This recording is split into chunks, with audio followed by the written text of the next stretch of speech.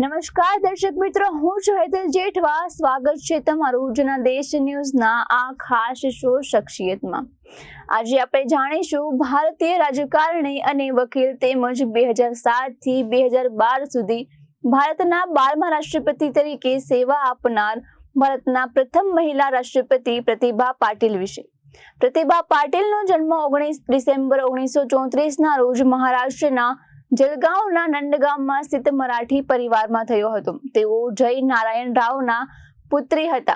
તેમણે RR વિદ્યાલય નગરમાંથી શરૂઆતનું શિક્ષણ મેળવ્યું હતું અને ત્યારબાદ મૂળજી જેઠા કોલેજ જલગાંવ સ્થિત રાજનીતિ વિજ્ઞાન અને અર્થશાસ્ત્રમાં માસ્ટર ડિગ્રી કરી હતી. ત્યારબાદ સરકારી લો કોલેજ બોમ્બેની બોમ્બે યુનિવર્સિટીમાં, જે હાલની મુંબઈ યુનિવર્સિટી છે, ત્યાંથી કાયદાની સ્નાતક પદવી મેળવી હતી.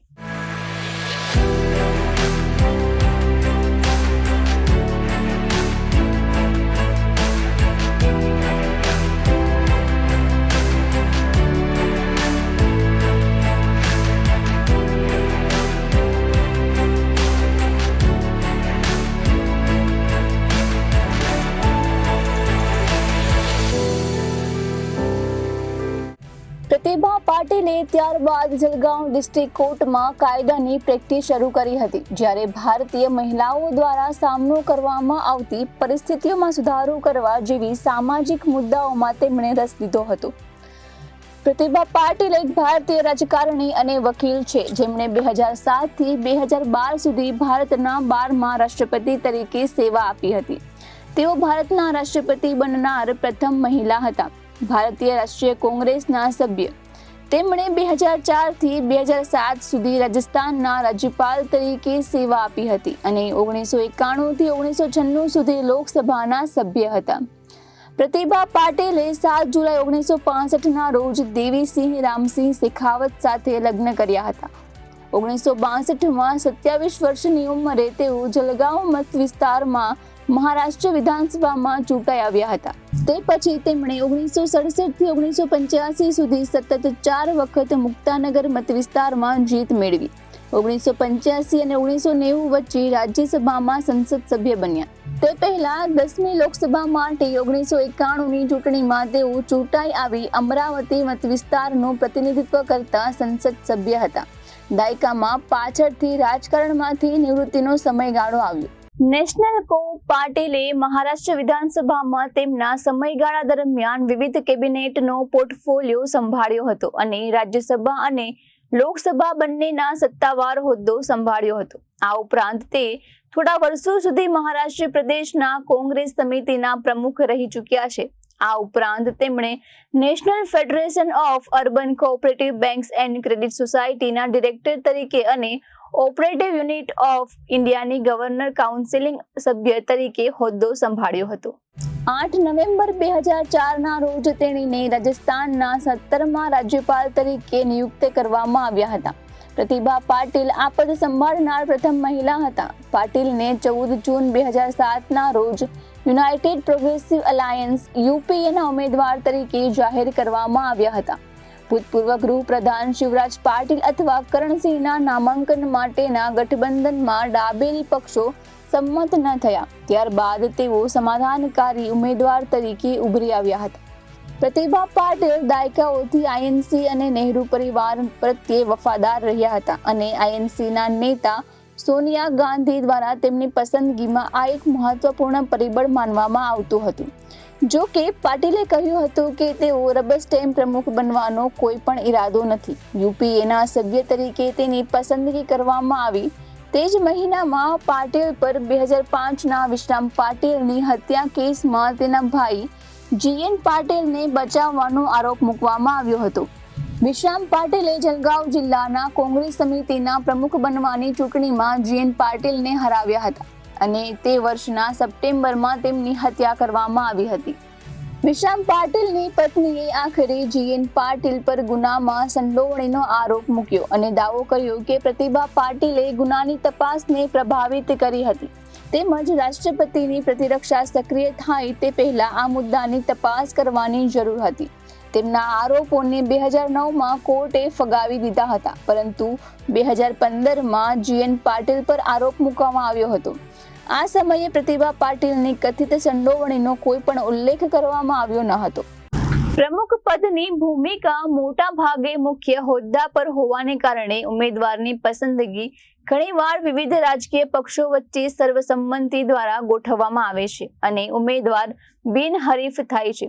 ઘટનાઓથી સામાન્ય પેટર્નથી વિપરીત પાટીલને ચૂંટણીમાં પડકારનો સામનો કરવો પડ્યો હતો. બીબીસીએ પરિસ્થિતિને દેશની વધતી જતી પક્ષપાતી રાજનીતિને જાનહાનિ તરીકે વર્ણવી છે અને જે વ્યાપકપણે નેતૃત્વની તીવ્ર કટોકટી તરીકે જોવામાં પણ આવે છે, જેને તે પ્રકાશિત કરે છે. તે શાસક પક્ષ અને વિપક્ષ વચ્ચે અયોગ્ય આરોપો ઉછાળવામાં અધોગતિ પામ્યું હતું. પ્રતિભા પાટીલના ચેલેન્જર ભૈરનસિંહ શેખાવત, જે વર્તમાન ઉપાધ્યક્ષ અને ભારતીય જનતાના પીઢ નેતા હતા. શેખાવત અપક્ષ ઉમેદવાર તરીકે ઊભા હતા અને ભાજપની આગેવાની હેઠળના જૂથ નેશનલ ડેમોક્રેટિક એલાયન્સ દ્વારા તેમને ટેકો મળ્યો હતો. જો કે શિવસેના પક્ષ, જે એનડીએનો એક ભાગ હતો, તેના મરાઠી મૂળના કારણે તેમણે ટેકો આપ્યો હતો. પ્રતિભા પાટીલના પ્રમુખ બનવાનો વિરોધ કરનારાઓનો દાવો હતો કે તેનામાં કરિશ્મા, અનુભવ અને ક્ષમતાનો અભાવ હતો. તેઓએ ઉચ્ચ સ્તરના રાજકારણીથી દૂર વિતાવેલો તેનો સમય પણ પ્રકાશિત કર્યો અને અલૌકિકમાં તેની માન્યતા વિશે પૂછપરછ કરી. જેમ કે તેના દાવાને દાદા લેખરાજ મૃતગુરુ તરફથી સંદેશો મળ્યો હતો. વિવિધ વિશિષ્ટ મુદ્દાઓ ઉઠાવવામાં પણ આવ્યા હતા, જેમ કે 1975માં તેમણે કરેલી ટિપ્પણી કે જેઓ વારસાગત રોગથી પીડાય છે અને તેમને નસબંધી કરવી જોઈએ. અન્ય એકે આરોપ લગાવ્યો હતો કે અમરાવતીના સંસદ સભ્ય હતા ત્યારે તેમણે તેના એમપીએલએડીએસ ફંડમાંથી 3.6 મિલિયન તેના પતિ દ્વારા સંચાલિત ટ્રસ્ટમાં ડાયવર્ટ કર્યા હતા. આ સરકારી નિયમોનું ઉલ્લંઘન હતું, જેણે સંસદોને તેમના સંબંધી દ્વારા ચલાવવામાં આવતી સંસ્થાને ભંડોળ પૂરું પાડવા પર પ્રતિબંધ મૂક્યો હતો. સંસદીય બાબતોના પ્રધાનને પ્રતિભા પાટીલના ભાગ પર કોઈ પણ ગેરરીતિનો ઇનકાર કર્યો હતો અને નોંધ્યું હતું કે ભારતના કોમ્પ્ટ્રોલર અને ઓડિટ જનરલ દ્વારા એમપીએલએડીએસ હેઠળ ફંડનો ઉપયોગ કરવામાં આવે છે. પ્રતિભા પાટીલે 19 જુલાઈ 2007ના રોજ યોજાયેલી ચૂંટણીમાં જીત્યા હતા. તેમણે લગભગ 2/3 મતો મેળવ્યા હતા અને 25 જુલાઈ 2007ના રોજ ભારતના 12મા રાષ્ટ્રપતિ તરીકે શપથ લીધા હતા. આ પદ સંભાળનાર તેઓ પ્રથમ મહિલા હતા. ભારતના રાષ્ટ્રપતિ તરીકે પાટીલના કાર્યકાળમાં વિવિધ વિવાદો જોવા મળ્યા છે અને તેને વ્યાપકપણે નિરાશાજનક પણ ગણવામાં આવે છે. તેને 35 અરજદારોની મૃત્યુદંડની સજા આજીવન કેદમાં ફેરવી. તે એક રેકોર્ડ છે. જો કે રાષ્ટ્રપતિ કાર્યાલયે આનો બચાવ કરતા કહ્યું હતું કે રાષ્ટ્રપતિએ યોગ્ય વિચારણા કર્યા બાદ અને ગૃહ મંત્રાલયની સલાહની તપાસ કર્યા બાદ અરજદારોને માફી આપી હતી. પ્રતિભા પાટીલ વિદેશ પ્રવાસો પર વધુ નાણાં ખર્ચવા અને અગાઉના કોઈ પણ પ્રમુખ કરતા વધુ સંખ્યામાં વિદેશના પ્રવાસો કરવા માટે જાણીતા હતા.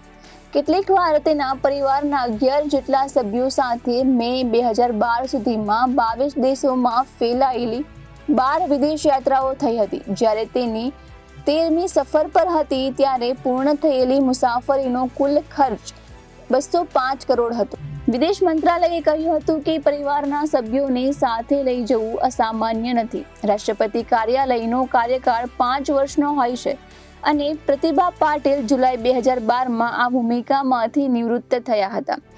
પ્રતિભા પાટીલે કથિત રીતે પુણેમાં લશ્કરી જમીનના 2,60,000 ચોરસ ફૂટ પ્લોટ પર નિવૃત્ત હવેલી બનાવવા માટે જાહેર ભંડોળનો ઉપયોગ કર્યો હતો. પરંપરા એ છે કે નિવૃત્ત થતા રાષ્ટ્રપતિ કાં તો દિલ્હી સરકારી આવાસમાં રહે છે અથવા તો તેમના ગૃહ રાજ્યમાં તેમના નિવાસ સ્થાને પાછા ફરે છે. રાષ્ટ્રપતિની મુદ્દતના અંતે નિવૃત્ત ઘર બનાવવા માટે તેમણે સરકારી નાણાંનો ઉપયોગ અભૂતપૂર્વ કર્યો હતો. તેમણે નિવૃત્તિ પછી ઉદ્ભવેલા અન્ય વિવાદોમાં સત્તાવાર સરકારી કાર અને ખાનગી કાર ચલાવવા માટે બળતણ ભથ્થા બંનેનો દાવો કરવાની તેમની ઈચ્છાનો સમાવેશ થાય છે. પ્રતિભા પાટીલે વિદ્યાભારતી શિક્ષણ પ્રસારક મંડળની સ્થાપના કરી હતી. એક શૈક્ષણિક સંસ્થા જે અમરાવતી, જલગાંવ, પુણે અને મુંબઈની શાળાઓ અને કોલેજોની સાંકળ ચલાવે છે. તેમણે શ્રમ સાધના ટ્રસ્ટની પણ સ્થાપના કરી છે, જે નવી દિલ્હી, મુંબઈ અને પુણેમાં કામ કરતી મહિલાઓ માટે છાત્રાલયો ચલાવે છે. તેમજ જલગાંવ જિલ્લાના ગ્રામીણ વિદ્યાર્થીઓ માટે એક એન્જિનિયરિંગ કોલેજ તેણે મુક્તાઈનગર ખાતે સંત મુક્તાબાઈ સહકારી સાકર કારખાના તરીકે ઓળખાતી સહકારી ખાંડની ફેક્ટરીની સ્થાપના કરી હતી. વધુમાં પ્રતિભા પાટીલે એક સહકારી બેંક, પ્રતિભા મહિલા સહકારી બેંકની સ્થાપના કરી હતી, જેનું licence reserve bank of India દ્વારા રદ કરવામાં આવ્યું. ત્યારે ફેબ્રુઆરી 2003માં તેમનું વેપાર બંધ થઈ ગયું. અન્ય નિષ્ફળતાઓમાં બેંકે તેના સંબંધીઓને ગેરકાયદેસર લોન આપી હતી, જે બેંકની શેર મૂડી કરતાં વધી ગઈ હતી. તેણે તેણીની સુગર મિલને પણ લોન આપી હતી, જે ક્યારેય ચૂકવવામાં ન આવી હતી. બેંકે આ લોનને માફ કરી દીધી અને તેના કારણે ફરજામાં ગઈ. બેંકના સહકારી લિક્વિડેટર પીડી નિગમે જણાવ્યું હતું કે અમારા ઓડિટમાં એ હકીકત સામે આવી છે કે જેઓ આડેધડ લોન આપવામાં આવે છે, તેમના સ્થાપક અધ્યક્ષ એટલે કે પ્રતિભા પાટીલના સંબંધીઓનો સમાવેશ થાય છે અને કેટલીક ગેરકાયદેસર લોન માફી કરવામાં આવે છે. બેંકના ટોચના 10 ડિફોલ્ટરોમાંથી 6 તેના સંબંધીઓ સાથે જોડાયેલા હતા.